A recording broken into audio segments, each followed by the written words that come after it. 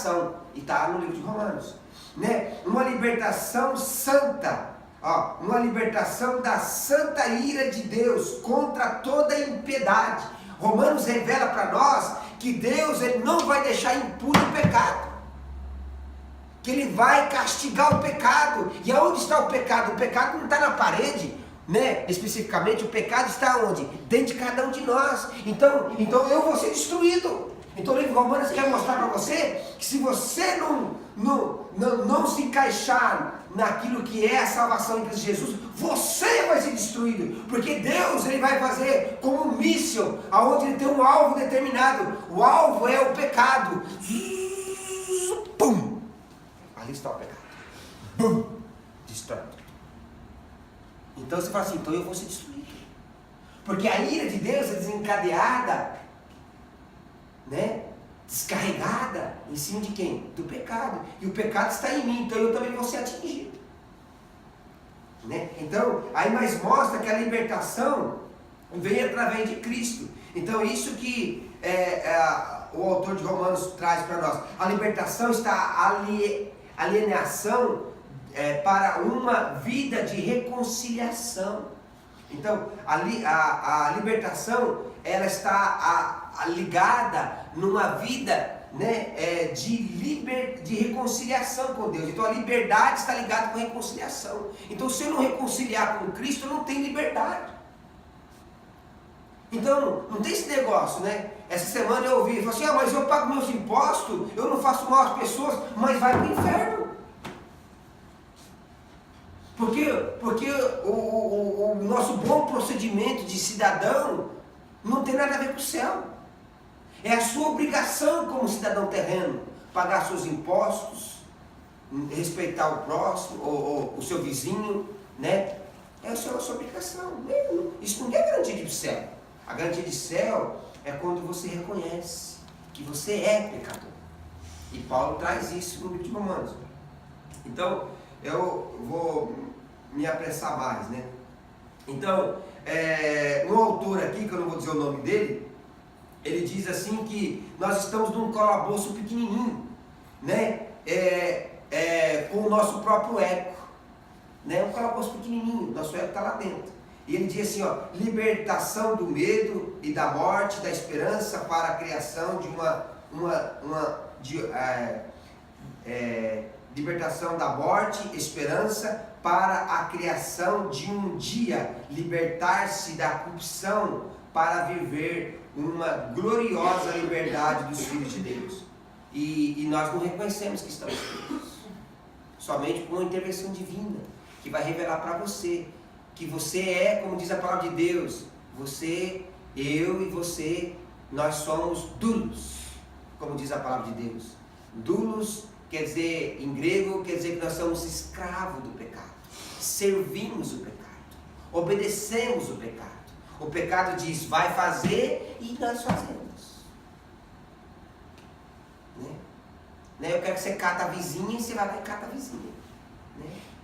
Você vai lá, você fala, não vou beber, vai beber sim, eu quero que você bebe. Né? E outras coisas mais. Eu não quero, eu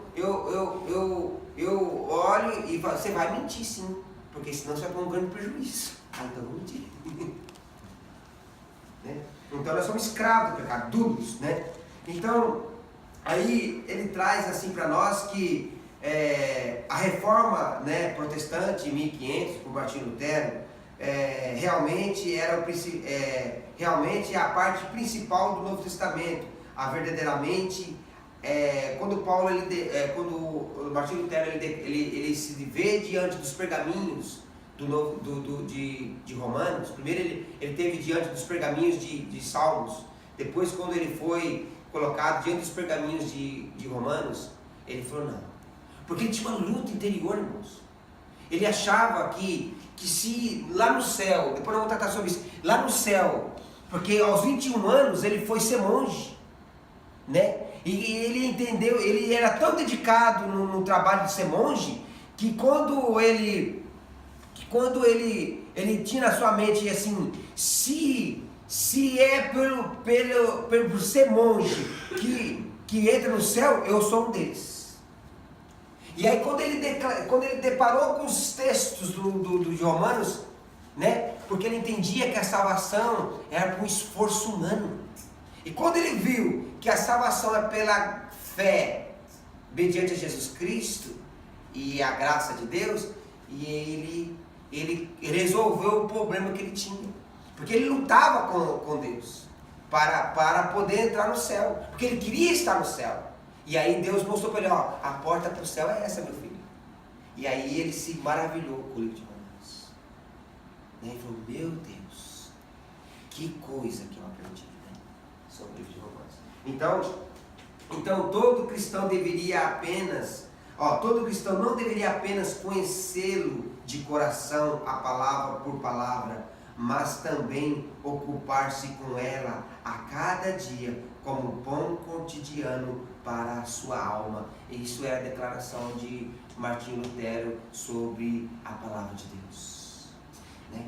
Ele dava isso para nós. Não deveríamos conhecer apenas de coração a palavra por palavra, mas também ocupar-se com ela, né, cada dia, como pão cotidiano para alimento da nossa alma, né? Todo dia comendo desse pão, todo dia comendo desse pão.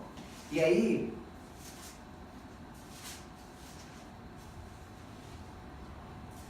Calvino traz para nós que se nos atingirmos uma verdadeira compreensão quanto a esta epístola, teremos uma porta aberta para todos os tesouros e mais profundas escrituras.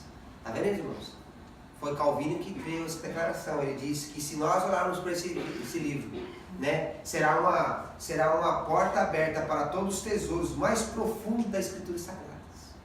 Você poderá, irmãos, evangelizar uma pessoa com muito mais profundidade, né? Você poderá impactar aquela pessoa e Deus poderá usar você grandemente para poder evangelizar aquela pessoa, né? Não digo que não está errado, mas não só dizer porque Deus amou o mundo de tal maneira que deu seu Filho unigênito para todo aquele que nele crê, não pereça, mas ter vida eterna. Você fala assim, né? Aí você vai explicar isso. Aí você vai explicar para a pessoa isso. E a pessoa fala assim, mas não é que é verdade mesmo? Esse negócio? E eu não quero ficar fora não. Como que eu faço para poder entrar dentro desse negócio? Né? Então reconheça que Jesus Cristo é o seu Senhor. Confia nele. Entregue sua vida a Ele. E vamos fazer uma oração. Né? Então esses são os ensaios preliminares da Escritura Sagrada, né, desse livro. Né? Aqui fala assim sobre as influências da carta do livro de Romanos, sobre a vida dos homens de Deus. Né? Aqui fala de um homem chamado Aurélio Agostinho, conhecido no mundo como Agostinho de Hipona. Né? Aqui tem a vida dele, eu vou falar bem rápido sobre a vida dele. Ele era um jovem que teve todos os seus problemas, né? Ele nasceu numa pequena fazenda onde é a Argélia hoje. Durante tribulados na sua juventude, a sua mãe pegou e mudou para Roma, né? Aí depois foram para Roma, depois foram para Milão, e onde acabou sendo atraído por uma mágica das pregações de um bispo chamado Ambrósio. Mas esse Agostinho, ele foi para um jardim, ali ele ouviu uma voz, né, que dizia, leia, né? Aqui está dizendo assim, toma e leia, né? Toma e leia. Aí depois ele entrou no lugar lá, abriu um livro, e, né, pegou em silêncio, leu com sua mente. Esse livro dizia, era uma página do capítulo 13 de Romanos, versículo 13, que dizia assim, em orgias, bebedeiras, nem devassidão, libertinagem, nem rinchas, nem ciúmes, mas revestivos do Senhor Jesus Cristo. Não procurei satisfazer os desejos da carne. E ele fechou. E aquilo ardeu ele. Comeu ele por dentro. Convenceu ele por dentro. Né? E aí a palavra de Deus diz que ele não quis ler mais, né? Nem era necessário.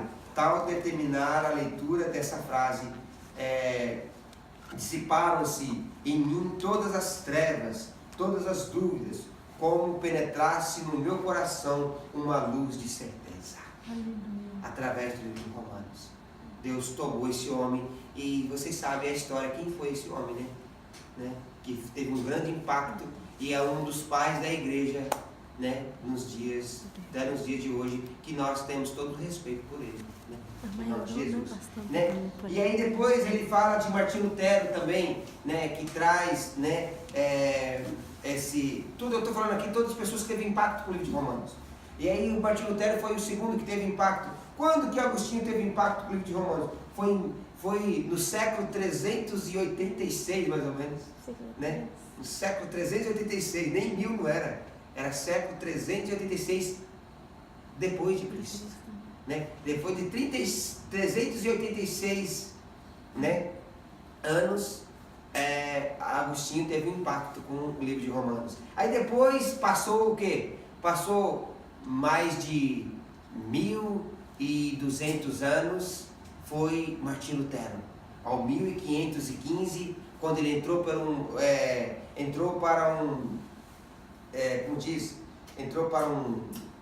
convento lá para ser monge, como colocou aqui, no ano 1505, com 21 anos, ele entrou para ser monge, né?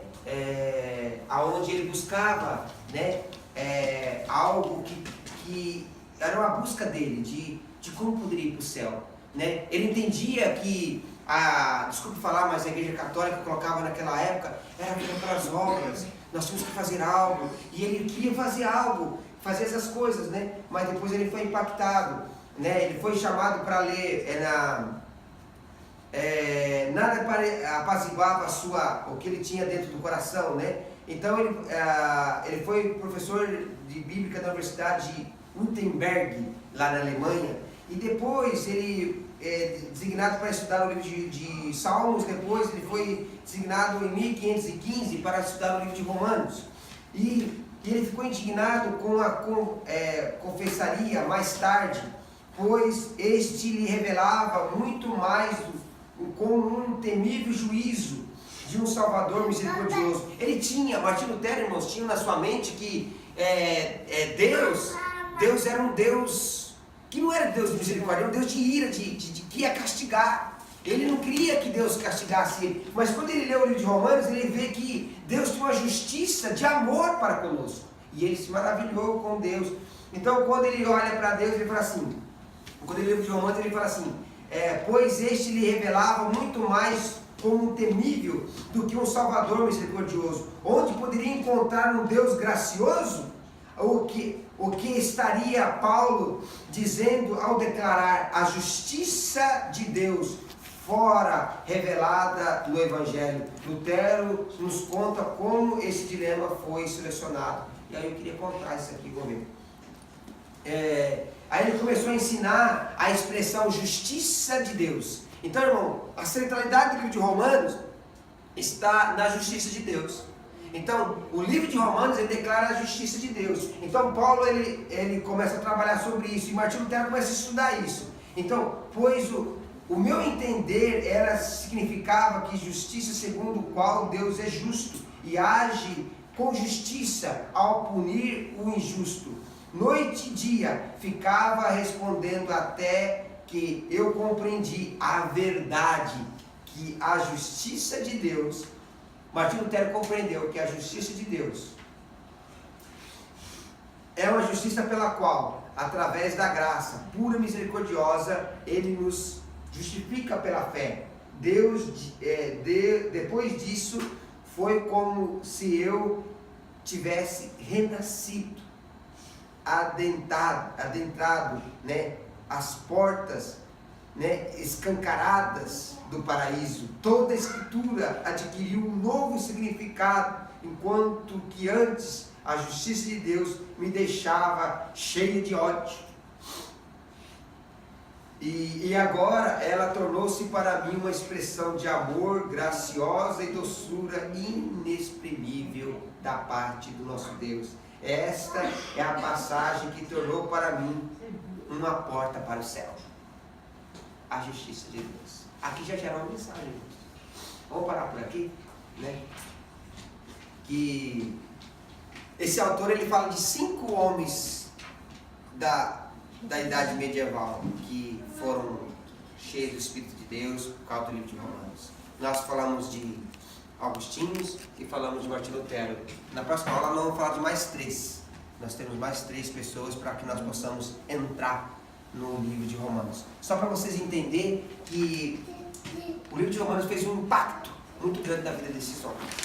Amém? Então o que nós vamos guardar para nós irmos para casa hoje? Nós vamos guardar que Martinho Lutero entendeu que a justiça de Deus é a porta para o céu.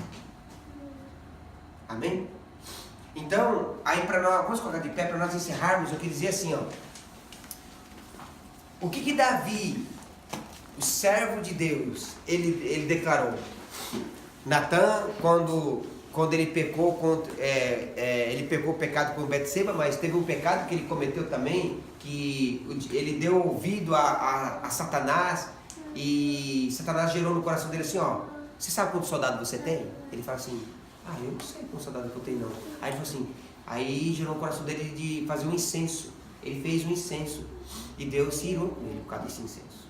Aí o profeta Natan chegou até ele e falou assim, ó Davi, rei Davi, você pecou contra Deus. E Deus pede para me dizer para você, você quer estar debaixo das mãos dos seus inimigos? Ou você quer estar debaixo da mão de Deus? Qual que você quer?